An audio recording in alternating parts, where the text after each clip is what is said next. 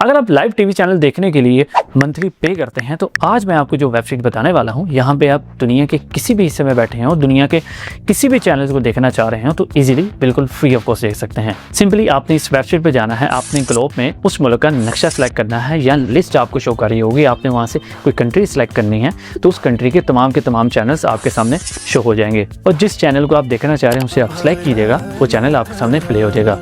जहां आपको दुनिया के तमाम चैनल्स देखने को मिलेंगे। यहाँ पे आपको Pakistani, Indian, Bangladeshi, American, Chinese, Japanese, English, जो भी चैनल्स आप देखना चाह रहे हैं इजीली उसको सिलेक्ट करें और बिल्कुल फ्री ऑफ कॉस्ट उसे एंजॉय करें। इस तरह की वेबसाइट, सॉफ्टवेयर और एप्लीकेशन की इन्फॉर्मेशन के लिए हमारे चैनल को सब्सक्राइब कीजिएगा और बेल आइकन पर टिक कीजिएगा ताकि अपडेट्स आपको मिलती रहें।